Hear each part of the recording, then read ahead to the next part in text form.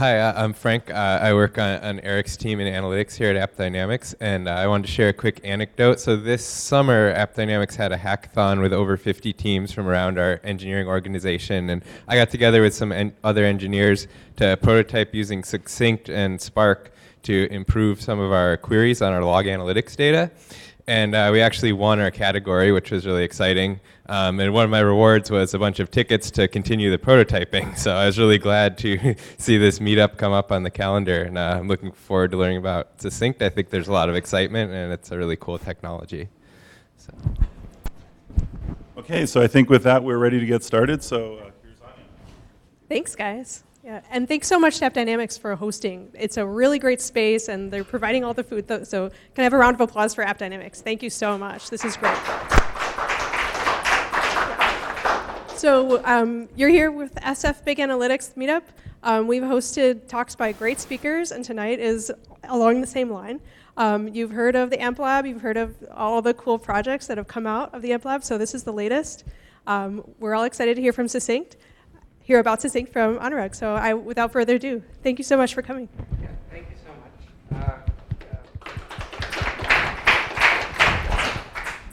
Good evening, everyone, and thank you so much for having me here, first of all. Can everybody hear? Can everybody hear me? Or should Okay, he's got a mic, but maybe this one's not on. Let's try putting that one on. I'm just going to try. Yeah. How about now? Hello? Yeah, I think that works. Perfect. Awesome.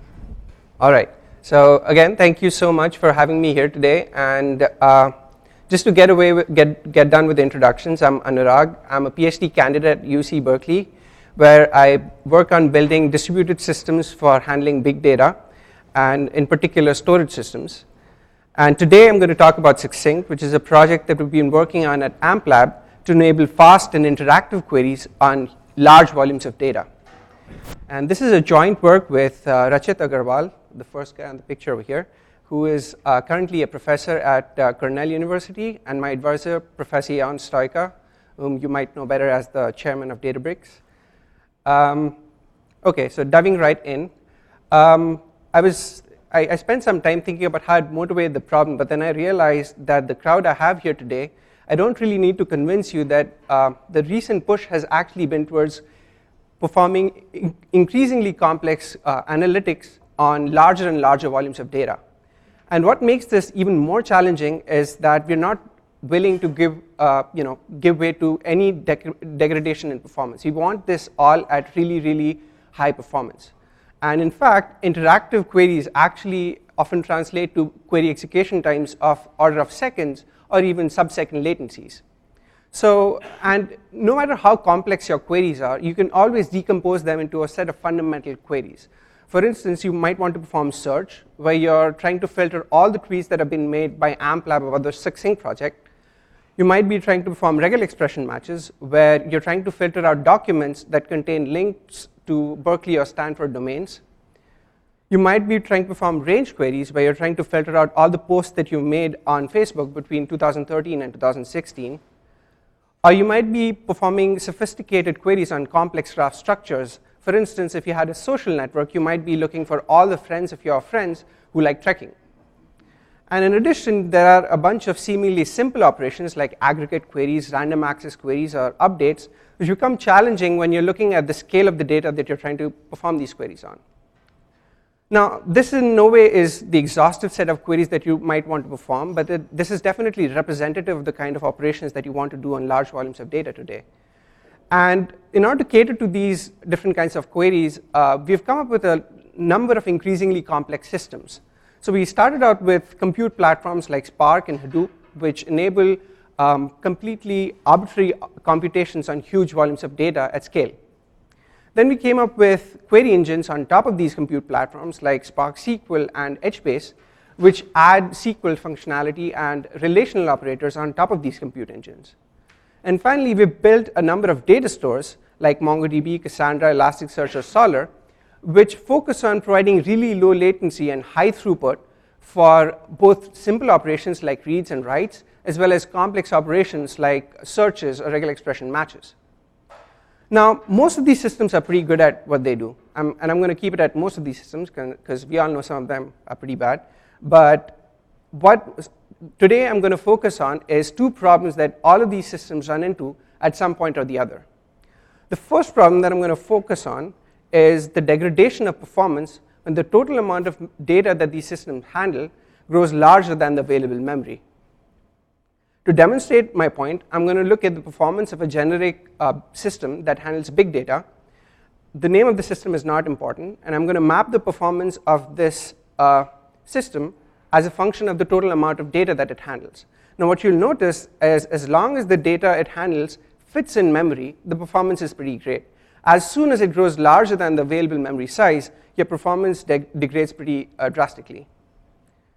The second problem that I'm going to talk about has to do with distributed systems, in particular systems that scale horizontally by partitioning their data across multiple servers. Now the problem that these systems experience is that the query workloads that they have are heavily skewed in their access patterns. So there are some small set of servers that experience a majority of the load, and they're too overwhelmed by this load to actually deliver good performance, a predictable performance. And in due course of the talk, I'm going to talk about two of the projects that we've been working on in AmpLab. The first one called Succinct, and the second one is a module called Blowfish, which we built on top of Succinct to cater to these two particular problems. And hopefully by the end of this talk, I will have you convinced that Succinct takes care of the first problem by enabling a compressed representation that allows a larger fraction of queries to be executed in main memory and leading to an overall improved performance. I'm also going to talk about the rich set of functions that Succinct supports directly on a compressed representation, including operations like search, regular expression matches, and range queries. I'm also going to talk about the flexible support that Succinct provides for different data models, including representations like key values, document stores, columnar representations, or even table representations for your data. And finally, I'm going to talk about Blowfish and how it enables handling query workloads that are heavily skewed in their access patterns. And I'm going to talk about how it can even handle workloads where the skew can change with time because of changing popularity of different data items.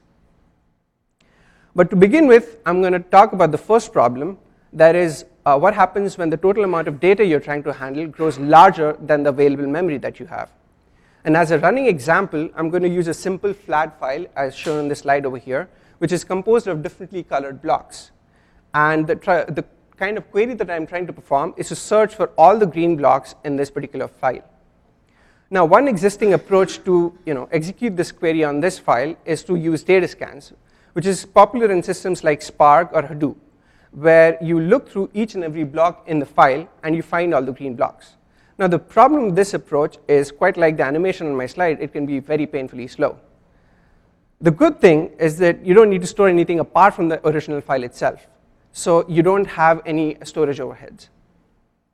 The second approach that people use is to use indexes, where you have systems like Solr and Apache and Elasticsearch, where in addition to the original file, you'll store an additional index structure. In this particular example, it's an inverted index mapping the differently colored blocks to their locations in the file. Now, if you wanted to search for the green block, you'd simply look up its entry in the inverted index, and you've got your results. So the good thing is you have low latency, but the bad thing is you have to store these additional index structures, which can often be quite huge. And in our experiments, we found them to actually be much larger than the raw data itself. Now, this becomes a problem when you've got when you're already memory constrained in your system. So adding indexes actually causes data to be moved in and out of the cache constantly. And this constant shuffle between the disk and the cache leads to degradation in performance. So you might think it's counterintuitive, but actually using indexes when you're memory constrained can actually degrade your performance. Now, in order to cater to this problem, we have designed Succinct to take a radically different approach. The approach that Succinct takes is to actually take the original file and transform it into a suite of data structures. And this suite of data structures actually forms the compressed representation of the data. And what Succinct enables is for queries to be executed directly on this compressed representation of data. Now, what do you achieve by this? First of all, you have low storage overheads because you have a compressed representation of the data. All you store is the compressed representation. And you have low latency for two main reasons. First, our query algorithms are highly optimized to actually execute directly on the compressed representation. And second, since your data representation is compressed, you can push more data in main memory, which means most of your queries are in memory, and therefore you have low latency. Now, to summarize, what differentiates Succinct from other existing techniques is you don't require any additional indexes. All of the query responses are actually embedded within the query compressed representation itself. You don't require any data scans, so we are actually providing the functionality of indexes without actually having to store them. And finally, you don't require data decompression, and majority of the queries in Succinct are actually executed without requiring any data decompression. There is one exception to this, and that's when you're actually trying to access the data itself, in which case you'd actually decompress exactly the number of bytes that you need. Now, looking back at the original goals that I started out with, Succinct achieves scale in data sizes by handling data that is much larger than the available memory itself. We can support really complex queries such as search, range queries, random accesses, and regular expressions. And what's more interesting is that we achieve both of these properties without compromising on interactivity or performance. And this is mainly because we avoid the overheads of data scans as well as data decompression for most of the queries that we support. Now, I'm going to talk very briefly about how we actually store the data itself and how we actually enable queries on the compressed representation itself. And at a very high level, Succinct builds on a large body of theory work, and in particular, a data structure known as suffix array. A suffix array is nothing but an array representation of suffix trees, if you've known that work. But if you don't, all you need to know is suffix arrays support really strong functionality, and that's the good part about it. In fact, it's a full text index that supports arbitrary pattern matches with very low latencies. Now, the bad thing about suffix arrays is that they're huge, and more importantly, they don't possess any apparent structure that would allow us to compress them. So how does Succinct actually achieve compression? In order to achieve compression, the high-level approach that we take is to not store the entire suffix array, but sample the suffix array at periodic intervals. In addition, we also store a set of pointers that allow us to compute the unsampled values on the fly at a slightly higher computational overhead. Now, what I want you to note at this point is that Succinct is a lossless compression scheme, which means that this set of pointers actually allows us to compute all of the unsampled values, not just some of them. And the main observation that Succinct exploits is that this set of pointers possess a beautiful structure that allows us to compress them very aggressively. Now, I know I've skipped a lot of gritty details here, but I'd be happy to talk about them offline if you're still interested. But the main takeaway here is that Succinct achieves both compression as well as really rich functionality by using the approach that is known as compressed suffix arrays. Now, what I want to focus more on right now is Succinct's data model. In particular, I mentioned earlier that it provides flexible support for different data models like key value stores, document stores, tables, etc. And the main key sauce that Succinct uses is it exposes a unified interface for all of these different data models through a flat unstructured representation of the data, the first one right here. What this means is that all of the nice queries that I talked about, that is searches, random accesses, and regular expressions, can be supported on whatever your unit of your data model is, whether it's values in key value stores, documents on document stores, or columns in columnar stores. And before I dive into how we actually integrate different data models into this single representation, I want to talk a bit more about this single representation itself. So the single representation that we have in Succinct is called a flat unstructured representation, which means that we assume that the data has no structure at all. As an example, I'm going to use the same original flat file from before on the left, shown in the figure on the left, and the Succinct compressed representation of that flat file on the right. So all the queries that get executed on the Succinct compressed representation actually yield responses in terms of the original input file. For example, if you were to perform a search query on the compressed data, you'd get the offsets into the uncompressed file where these terms occur. Similarly, you can perform random access into the compressed file itself through the extract operation, which in this example fetches the first 5 blocks in the uncompressed file. Next, you can also support count operations, which counts the number of occurrences of a particular token. And this is interesting because Succinct supports count at much faster than the search operations. So you can actually get an order of magnitude or more performance benefits by just counting the number of tokens rather than searching for them. And this has very interesting applications as I'll talk a bit more about later. We can also support addition of new data to the compressed representation through an append operation, and I'll talk a bit more about this append operation in a couple of slides. But for now, we also support range queries and regular expression queries using an interface which is quite similar to search. So these are the set of operations that we support on a flat unstructured representation of the data. Now the next obvious question is, how do you unify the different data models using this flat unstructured representation? And to show how it's done in Succinct, I'm going to use a very simple example of a table with 4 columns. Now the first step to convert this table into a flat unstructured representation is to assign a unique delimiter to each of the columns in this table. So once you've assigned a unique delimiter to each column in this table, each of the 4 columns, you simply transform this table into a flat file by writing out the column values separated by their unique delimiters. So you've got a flat unstructured representation of the original table. And once you have that, you simply compress it using Succinct's compression techniques.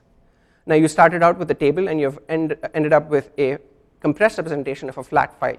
And your next question must be obvious, which is, how do you perform queries on the original table? I don't want to perform queries on the flat file. The approach that Succinct takes to resolve this is quite simple. You simply translate the queries on the table itself into queries on the flat file. So for instance, if you were searching for all the green blocks in column 1, you would transform this query into searching for all the green blocks followed by the unique delimiter for column 1 on the flat unstructured file. And if you look at these 2 queries for a second, you'll realize that they both return the exact same set of results, and it's actually the expected set of results of the original query. And again, this is the high-level approach that Succinct takes for transforming different data models, including key-value representations or JSON representations of data, into a flat unstructured representation and supporting queries on them. Yeah, that would be great. If you no, I think it's great if you can just ask me questions on the fly.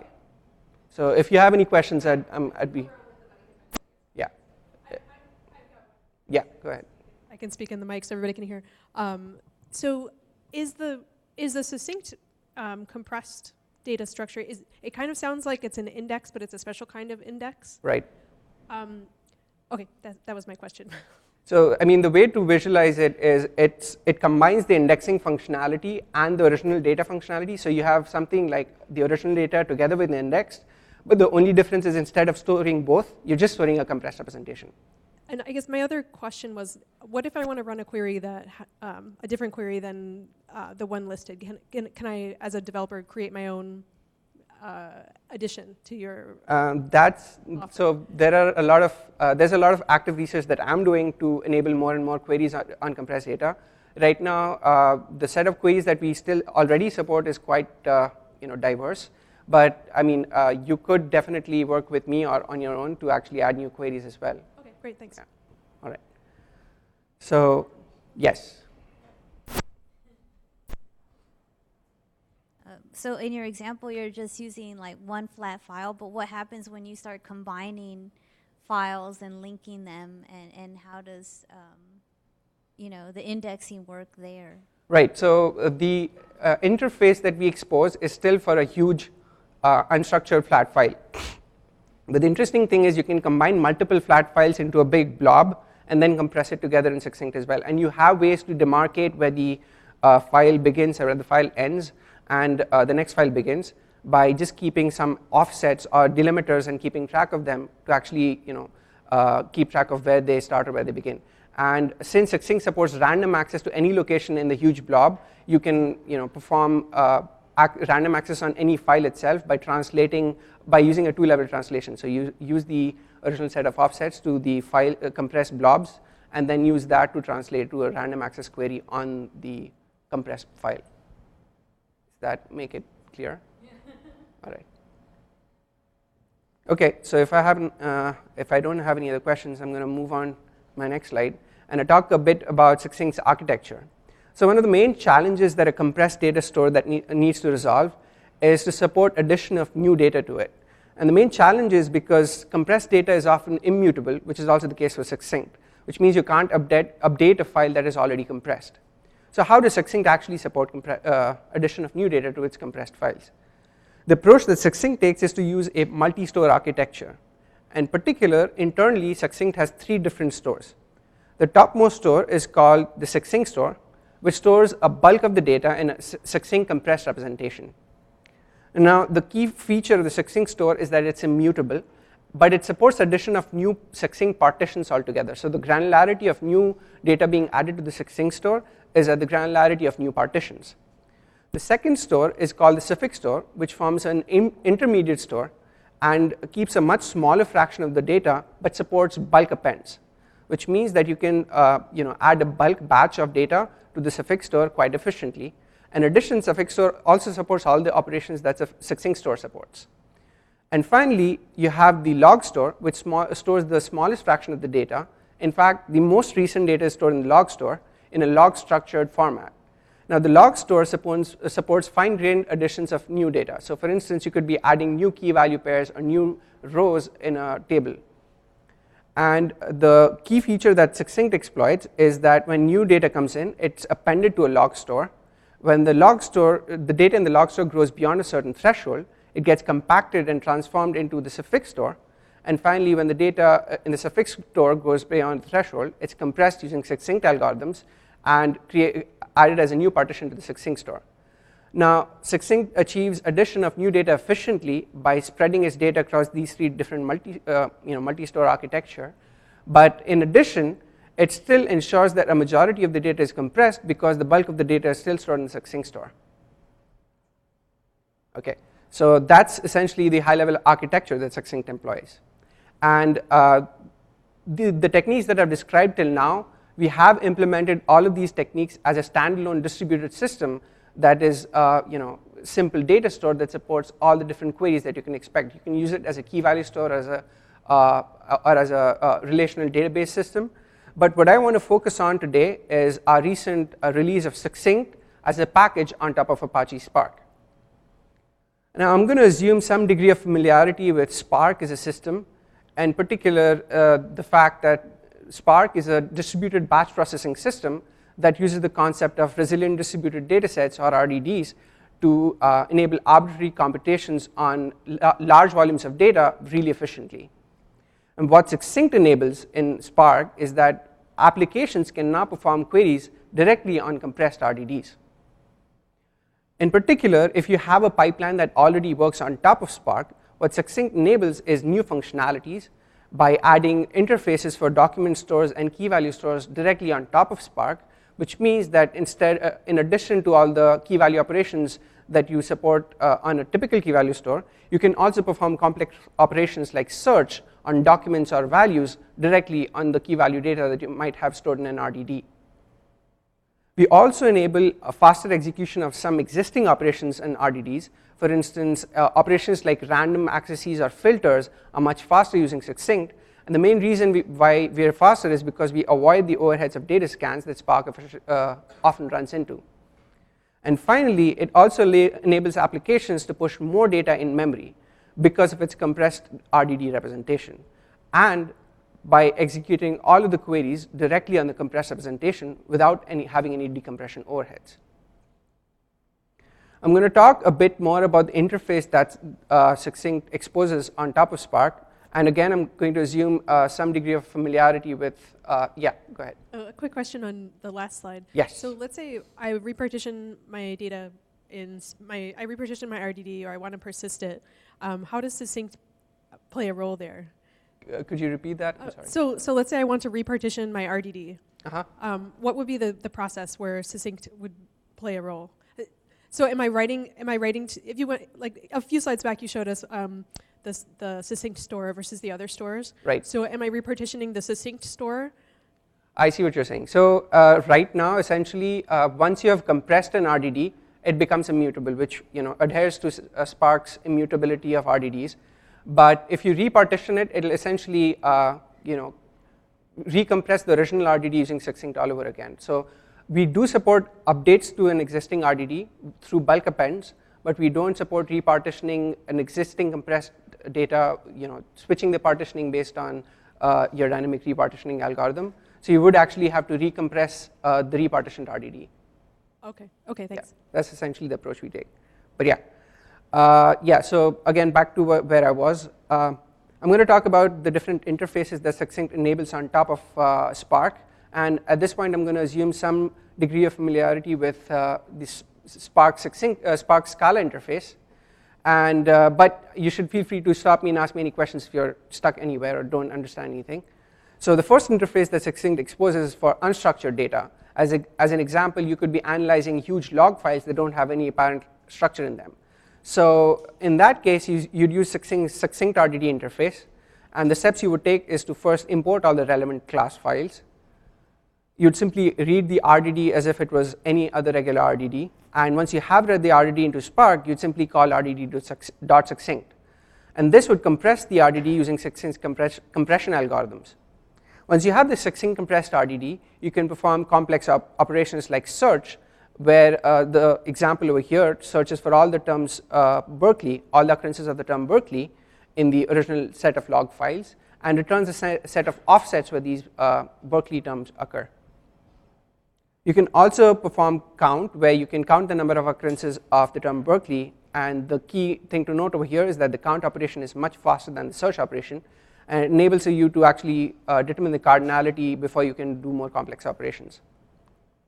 You can also perform random access into this compressed representation. In this particular example, we are extracting 100 bytes at offset 50 within the log file. And this is a feature that typical compression schemes or generic compression schemes simply don't support.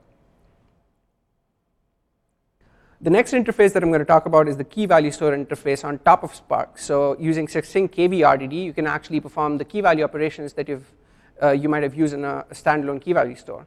And in order to use this interface, you'd simply, again, import the relevant classes.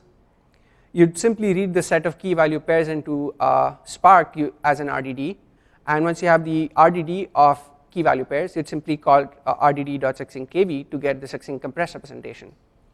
Once you have the Succinct compressed representation, you can perform complex operations like search, which in this particular case returns all the set of keys where the values contain the term Berkeley.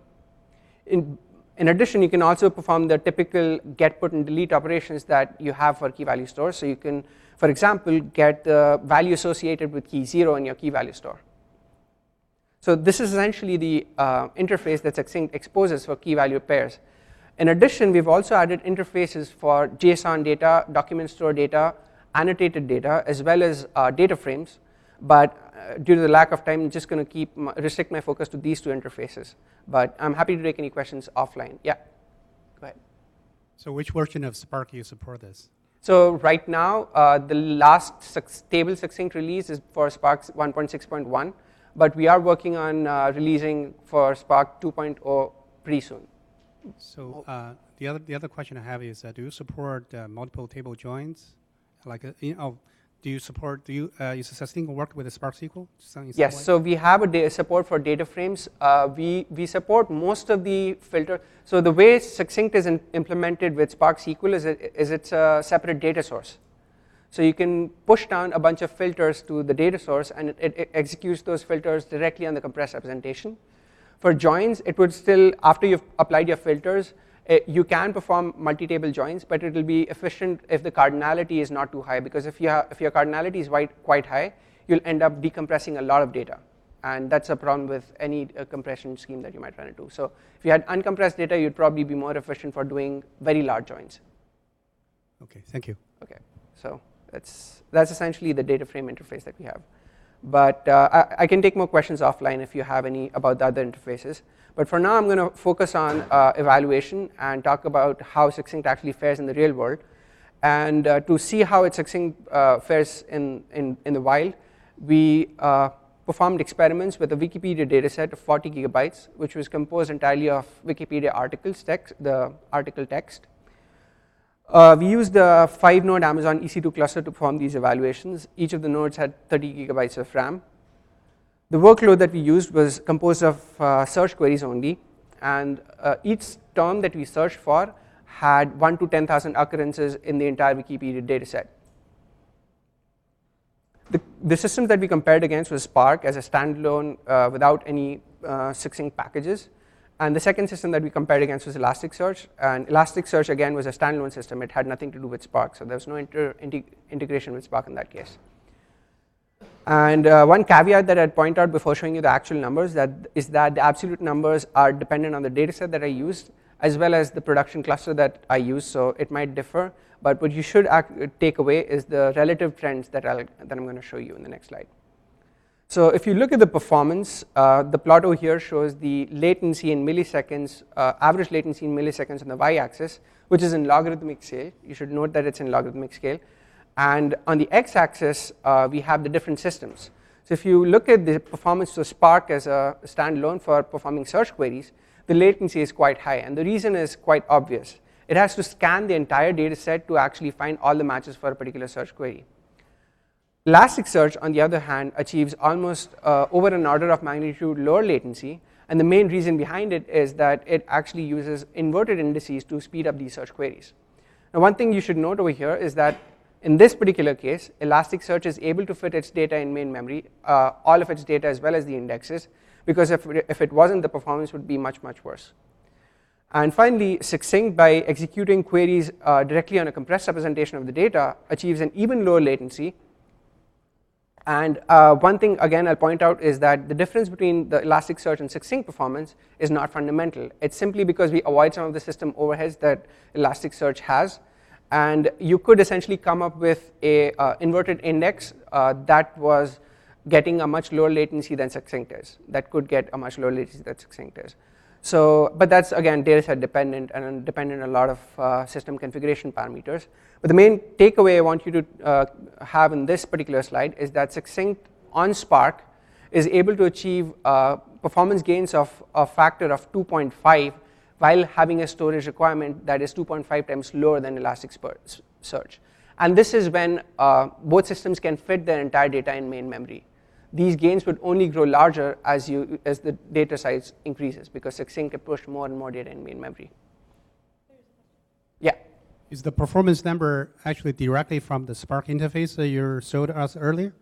Or is yes, it is for the Spark interface. So in that case, Spark has both, two numbers. One is on disk, the other one is on memory. Yes. So is the Succinct one is RDD is on memory or disk? Yes. So Succinct is completely cache in memory. Right now, we support Succinct RDDs through a cache only. If you do have memory constraints and your compressed indices are still smaller than main memory, it'll read the data from disk in memory, perform the query, and then write that partition back so that other partitions can use the memory. So in Succinct, you don't have on disk because we don't execute the queries directly on disk. The queries are actually performed in memory. So in that case, the number is actually comparable is your number with the Spark in memory. In memory, sure, yeah. Thank you. Yeah. All right. Now I want to talk very briefly about another new functionality that we've recently added in our Spark package, and that is support for regular expression queries. And the application domain or the set of applications you would use regular expressions are quite varied, ranging from data cleaning and information extraction all the way to bioinformatics and document stores. And we support all the different operators that you might run into for regular expression queries in these different application domains, including union, concatenation, wildcard, repetition, all the typical regular expression queries. And for the next couple of slides, I'm going to use a running example where this particular regular expression query maps onto all the links that correspond to Berkeley or Stanford edu domains. So all the links that come from Berkeley or Stanford.edu. So in terms of interface, we support regular expression queries on both the flat and structured interface, where it would return the set of matches, where each match corresponds to an offset within the flat file, as well as the length of the match. We also support regular expression queries on the key value representation, where the query would return the set of matched keys, where the values contain the regular expression match. You can also additionally get the exact location and length of match within the value itself. In terms of performance, we use the same setup as before, the 5-node EC2 cluster with Wikipedia dataset. The only thing we changed was the query that we're executing was a regular expression query that I showed you before. And if you look at the performance, again, we have the latency in milliseconds on the y-axis in a logarithmic scale, and the different systems that we compared on the x-axis. And what you'll note is that Spark, again, has the same high latency, and this time it's because of full data scans, along with the added complexity of executing a regular expression query itself. So that's why the performance for Spark and on disk and in memory is kind of the same because of the added complexity of the regular expression query. For Elasticsearch, you observe over an order of magnitude improved performance because Elasticsearch uses Lucine's optimized regular expression library for doing these queries. However, Elasticsearch still uses data scans across the indexed entries to match these regular expression queries. So the Lucene indexes are actually scanned to perform this regular expression query. In Succinct, on the other hand, the regular expression queries are computed directly on the compressed representation without any data scans. And this is why Succinct is achieving an even lower latency than Elasticsearch, and this difference is actually fundamental.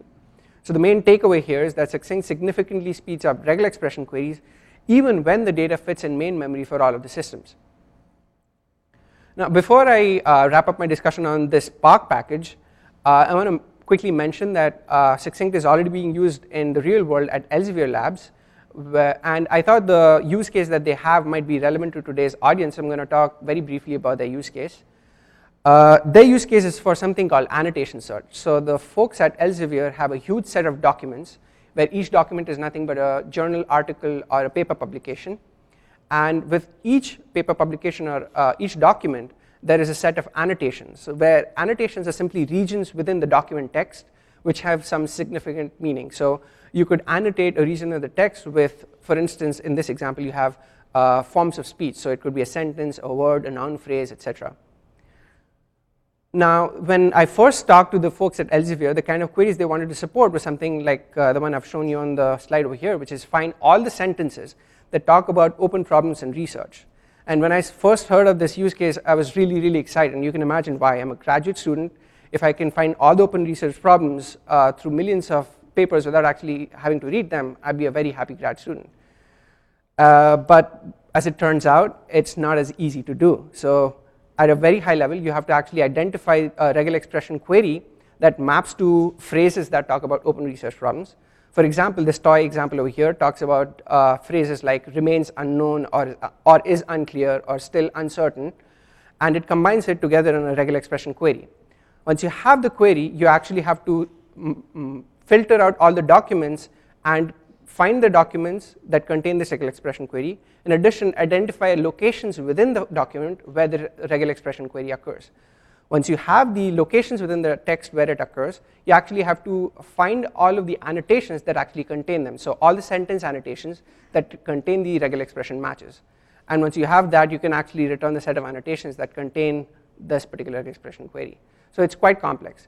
But what I'm happy to let you know is that the folks at Elsevier Labs have reported significant improvement in the data storage footprint. For instance, for data sets over hundreds of gigabytes, they have reported 3 to 4x compression on their data while supporting these regular expression queries and the complex annotation searches at sub-second latencies.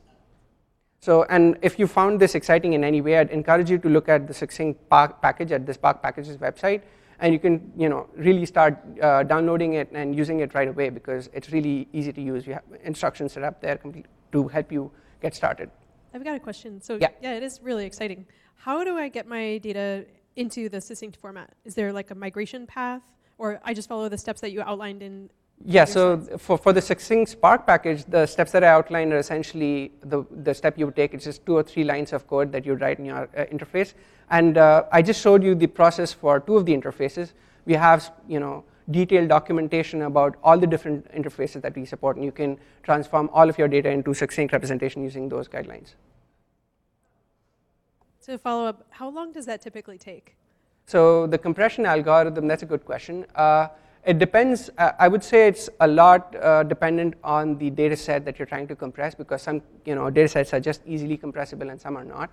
But the performance that I've seen till now is about 16 to 32 gigabytes per core per hour. So if you have n number of cores, you can simply scale up the compression performance based on that. And should I just write my data directly into a succinct format? Yeah. So I mean, converting. We support a persistence. I don't know if that's what you were getting at, but we support persisting the succinct representation on disk. So once you have perform the expensive operation of compressing it, you can actually persist on disk, and we can read it off of disk and actually perform queries on it. Yeah.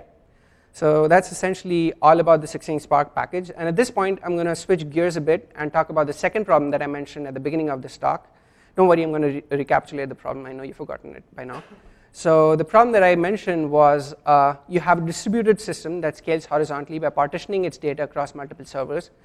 And you have query workloads that are heavily skewed in their access patterns. So some partitions get a lot of queries while some of them don't get any at all. And this imbalance in load leads to degraded performance. So the main problem that we're trying to address is load distribution across the partitions in a distributed system is often non-uniform. To put this in perspective of what I've talked about till now, I've talked about Succinct, which is a system that enables a larger fraction of queries to be executed in main memory. Now the challenge that we're trying to resolve now is that when your data is already in main memory, what happens, or how do you cater to situations when your workloads are heavily skewed and some of the servers are overloaded with the excess number of queries that you're seeing? Moreover, how do you cater to a situation where the skew can change with time?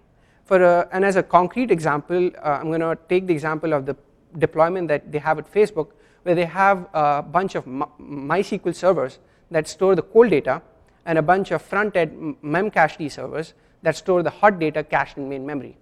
Now you have sensational phenomenon like, for instance, Pokemon Go coming out and everyone talking about it repetitively on Facebook, or Donald Trump making a statement and everyone talking about that. And you have certain data items in the Facebook memcache servers that become really, really hot. And you have a very small set of servers that are catering to a huge number of queries that you can't improve any further by caching more data because the data is already cached in these memcache servers. So how do you scale the performance even more? So this is the problem that we are targeting in this particular scenario. And as a toy example, I'm going to use a system with running on 10 servers and has 20 partitions. And the load across these 20 partitions follows a Zipfian distribution.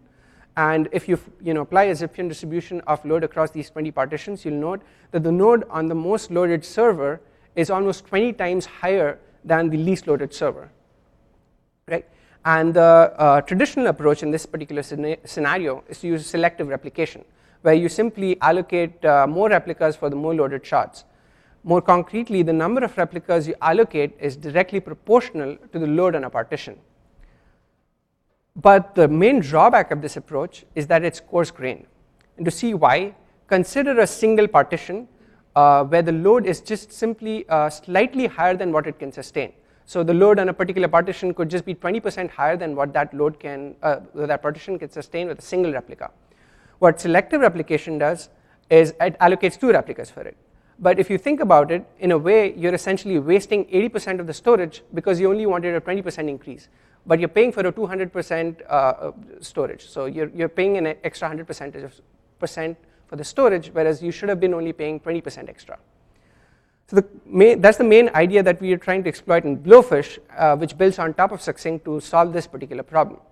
At a very high level, if you have a set of partitions in a server, as shown on the left, and the load on them, on the different partitions, as shown on the right, what you essentially want to do is you want to change the storage footprint of the different partitions in a way that the load across them get balanced out, right? And to see how Blowfish achieves this, I'm going to map the performance for different approaches that I've talked about till now as a function of their storage footprint. So for instance, if you were to look at indexes, indexes achieve a high performance, that is high throughput, but at the cost of high storage overheads. If you look at data scans, they require very low storage, but they have very low throughput. And then I introduce Succinct, which has a lower storage footprint than even scans, but achieves a performance that's somewhere in between scans and indexes. Now what Blowfish enables is a smooth trade-off curve between storage and performance for each partition in the distributed system, which means that you can fractionally increase or decrease the storage footprint of for a partition based on the load on that partition. In fact, Blowfish enables you to dynamically navigate the storage performance trade-off curve, which means that you can increase or decrease the storage footprint at fine-grained time scales. So for instance, if you had an item in your data store or a partition in your data store suddenly becoming popular, you can actually react to it in real time.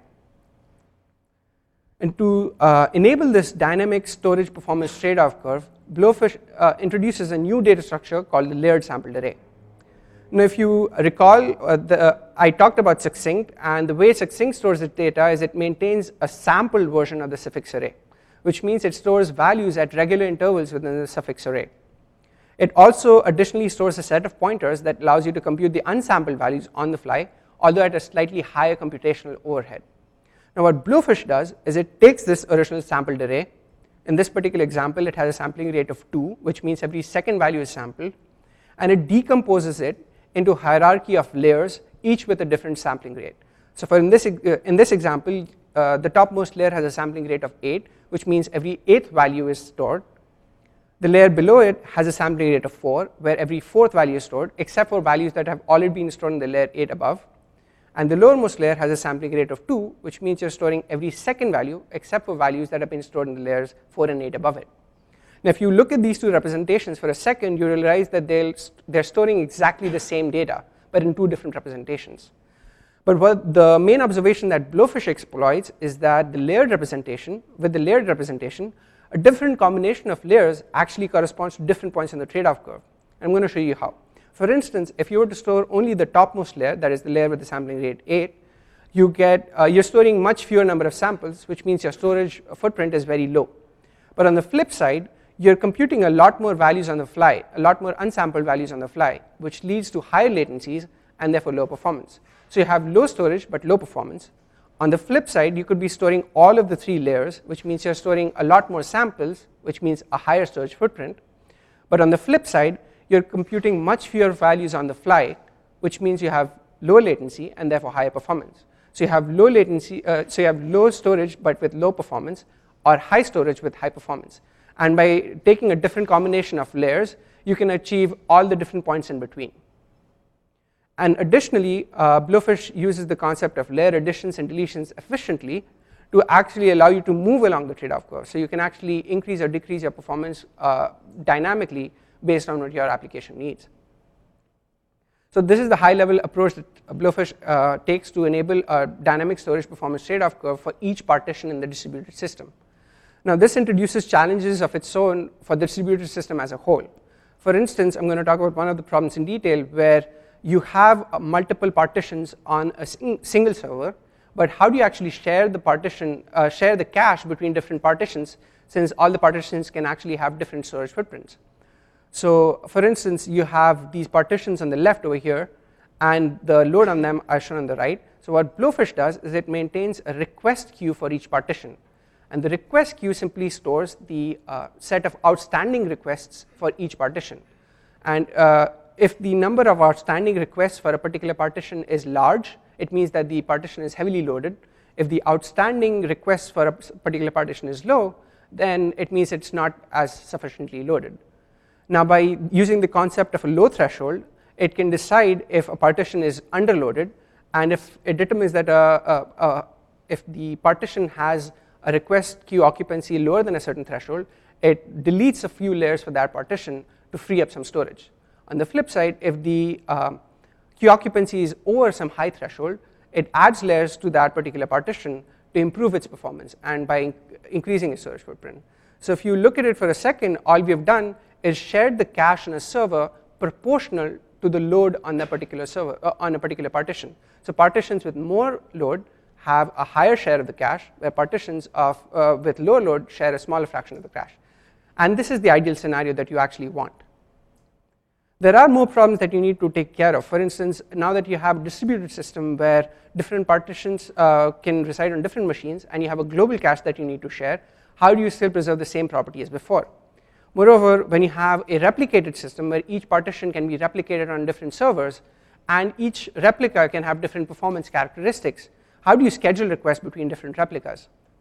And without diving into the details of how we actually do it, Blowfish employs a unified solution called back pressure style scheduling to cater to both of these two challenges. And what it essentially enables is different partitions can share the cache proportional to their loads, but this is for partitions on different servers, and they don't require any explicit coordination. So you can do this without requiring explicit coordination between two partitions that might reside on two different servers. Now, I know I've skipped a lot of details here again, so if you're interested, I can talk more about it offline. But what I do want to focus on is the performance. So, Sorry, if you, I just have one question. Can Yeah. you just briefly discuss in your diagram, what does the left, the large purple box, represent versus the right? So am I? Yeah, sorry. So I should have clarified that. So the large purple boxes on the left correspond to the partitions and the size they occupy in the cache. So a larger one would mean you're occupying more of the cache or more of the memory. And on the left and on the right, where I have a queue structure, it simply represents the request queue, which is an indicator of the load on that particular shard. So if you have more requests in your request queue, it means you have higher load. And if you have fewer requests in your request queue, it means you have less load. That's essentially what it represents. Okay, so and if we look at the performance, what Blowfish is able to achieve is that it achieves 1.5 times higher throughput than the state-of-the-art approach, that is selective replication, for the initial scenario that I mentioned, which is 20 partitions in a distributed system residing on 10 servers with a Zipfian distribution of load across them. And what is more interesting is that the performance that Blowfish achieves in this particular scenario is within 11% of the maximum achievable throughput in that setup. So you're really pushing the bare metal, pushing the performance of the bare metal with Blowfish right here. Now, before concluding my talk, I just want to give you a brief overview of what the current status of the Succinct and Blowfish projects are. We have a standalone system that contains all of the techniques that I've described today in my talk. This is a distributed data store that has been prototyped and tested and is continuously being evolved with new features and performance enhancements. In addition, we also have the Spark package that I mentioned in this talk, which is Succinct on Apache Spark, which is available for use for you right now. You can download and start using it. In addition, we also have Succinct and Blowfish implemented as libraries, so as standard compression libraries or dynamic adaptation libraries in different languages, that is C, C++, Java, and Scala. And the reason we have it in different languages is for the ease of integration. So if you, for instance, if you have an application in Java, you shouldn't be using libraries in C. So you can directly integrate with whatever language you're actually working in. And that's essentially all I have for you today. I'm more than happy to take any questions that you have, and even happy to take any feedback or criticism.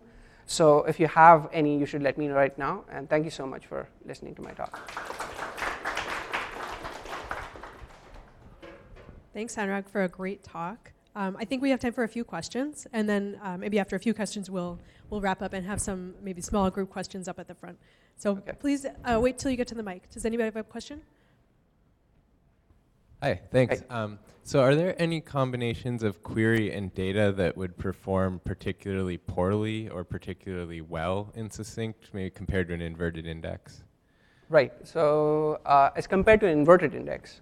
Okay, so answering that question in particular, inverted indices are mostly good for search-based queries, first of all. So if you wanted to perform searches for arbitrary patterns, inverted index is a pretty good structure. Succinct is more general in that supports much more queries than just a typical inverted index would support. Having said that, actually, if you think about it, the points where Succinct performs poorly is the same as the points where Elasticsearch or an inverted index would perform poorly. That is, when your query has very high cardinality. So if you return a lot of results, you essentially have to spend a lot of time actually computing them. And the same problem exists in inverted indices because you have to scan through a lot of entries to actually have to return them. But like conversely, if you have very low cardinality queries, they would actually perform very well. But you can always take a iterator-based approach and actually just return a subset of the results at a go, so that you can amortize the cost of this query over time or over multiple batches. Another particular query that Succinct in particular is not optimized for is full scan. So if you wanted to perform a full scan of the compressed representation, that would be quite prohibitive because it will have high latencies and you'd have to decompress the entire data set.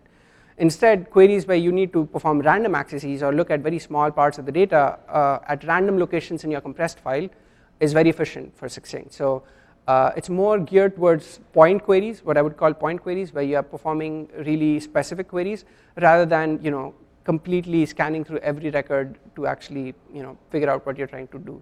But we have point query alternatives for most of the queries that you do full scans for. For instance, if you were to perform filters, we can actually support that as a point query rather than as a full scan and as such. So yeah, I hope that gives you a high-level overview of what our strengths and weaknesses are.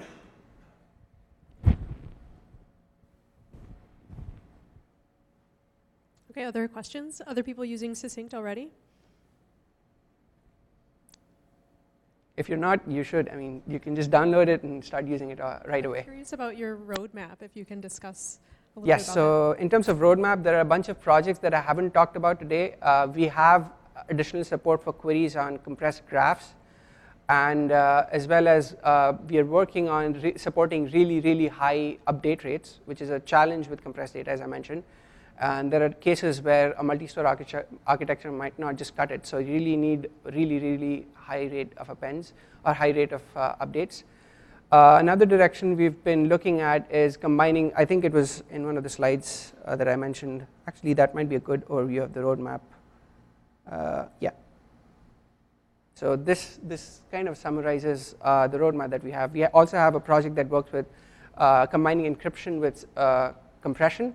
It's still in its very early phases, so I wouldn't comment much about it. But in addition, we have all these different interfaces that we're trying to expose on top of Succinct and Blowfish, which is for graph stores, columnar stores. So essentially, richer functionality is what we're going for, so that at a point you can perform almost all the queries that you can imagine directly on compressed representation of data. Yeah, go ahead. So one question is Succinct. How do I put it? So if the data format is Avro, Parquet, and these culinary formats, does Succinct varies with those, or it doesn't matter what the data formats? So Succinct has, like I mentioned in my talk, Succinct has its own way of representing structured data, and all of these different schemes like Avro or Parquet or whatever have their own way of representing the same data. So you could use it in two ways, essentially. You could try and work with the Parquet representation of the data and use Succinct as simply a compression algorithm, and then whatever operations you were supporting on your Parquet format would have an additional layer of Succinct on top of it. Or you can transform your Parquet representation into Succinct flat file representation, where you've supported all these, you get much richer semantics with that representation of data. But with the other approach that I mentioned, which is on top of Parquet or on top of Avro, you might be limited in the kind of queries you might be able to perform. That being said, with our data frame interface, you can actually seamlessly switch between any data format. So you could load your data using Avro format and write it back using Succinct format by just 2 lines of code. So that's not really complex to do. In terms of in-memory culinary compression, so are you competing with the Apache Arrow project? So Arrow is Apache Arrow, is that what you mean? So Apache Arrow is like essentially a serialization library that allows you to really efficiently serialize using compression as well. But I don't see Succinct as a competitor for Apache Arrow. Instead, you could actually work with some of their libraries to enable succinct serialization as such on the Arrow libraries. I don't see it as a direct competitor as such. Seems like you're doing similar things. But one last question is regarding the maturity. So how mature is your project? Is ready for? I know you mentioned there's one company using it, but right. It's ready for prime time for production? I feel as people start using it more, it'll become more and more mature. That is definitely the trend you see with almost all open source projects. So to the extent that it supports all of the operations that I've talked about in a correct fashion and is completely stable, it is pretty mature. In terms of different APIs or different interfaces that you might want to have with Succinct, it still might need tweaking based on your use cases. So it's not completely general with all the queries that we support in the compressed representation of data. So in terms of stability, yes, it's mature. In terms of functionality, it depends on what kinds of functionality you want. So you can definitely start, trying it today. And if you want some, a functionality with Succinct, we have very dedicated support for whatever you need to get done on Succinct. So just drop me a mail and I can definitely add it in. There's another question over Yeah, sorry. So you mentioned that the data is mutable once it's stored, and so when you have updates coming in at a high frequency, I assume it's like doing like appends or something. So how do you deal with like garbage collection? How do you deal with like actually cleaning? Yeah, so garbage collection is done at a very coarse-grained fashion right now. So essentially, the three-level architecture I mentioned. Let me just draw back that slide I had over there. Yeah, so with the three-store architecture we have, once the data fills up in the log store and you transform it into the suffix store, you can actually delete all the data that was transferred from the log store to the suffix store. And the same holds for data that was transferred from the suffix store to the succinct store. Unless you want to keep the data around for redundancy, you can actually essentially just drop the data after you've compressed it into the succinct store. So the garbage collection occurs at the granularity of whenever the data is merged back into the suffix store or into the succinct store. That is the granularity of performing garbage collections. So do you ever get garbage like in the succinct store though? Like does the succinct store ever need to be like cleaned up? Yes, so essentially if you delete a lot of your data, you can get a lot of deleted records that don't have any semantic meaning in the compressed representation. And what we essentially do is we periodically simply scan through the different representations.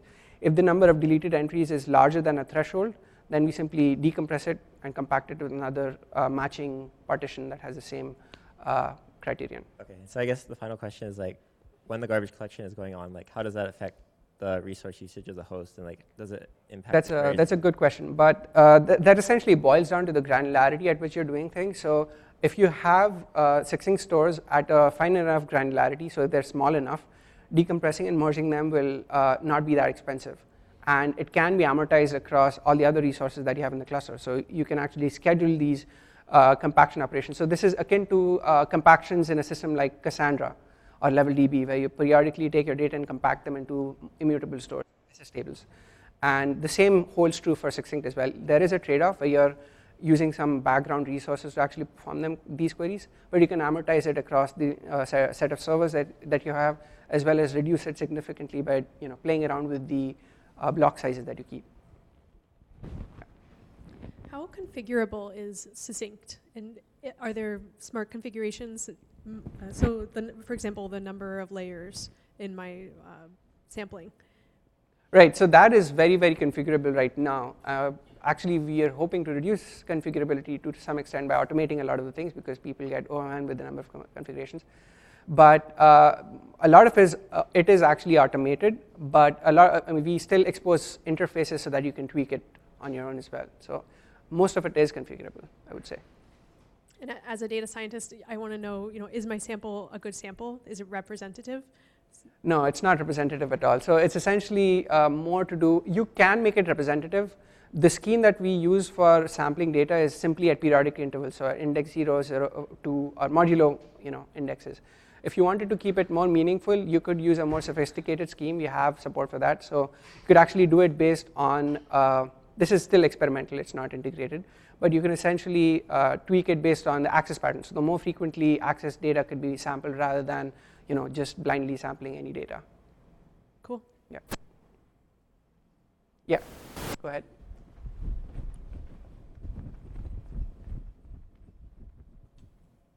Hi, Anurag. Great talk. I had a question on the roadmap.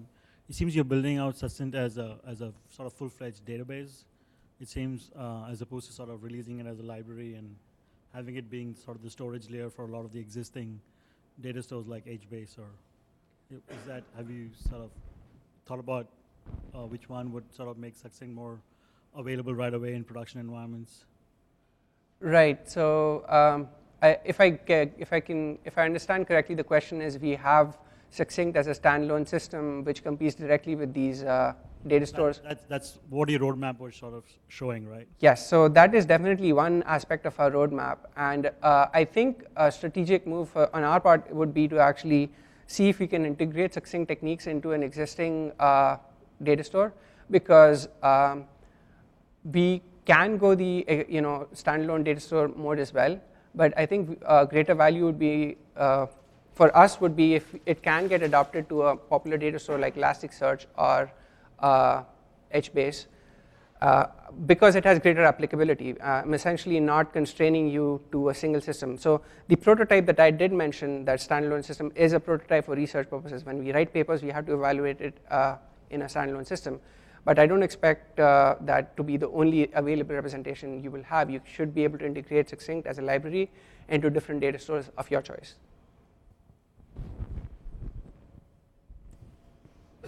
Great questions. Any other questions? All right. Okay, well, let's thank our speaker. It was a great talk. Thank you so much. And thank you so much for having me. It's been great. Thank you so much. Stay tuned for more awesome talks from SF Big Analytics. Oh, FYI, the video will be posted on the Meetup page. And probably the slides too, right? Yeah, I can make them available as soon as possible. Great.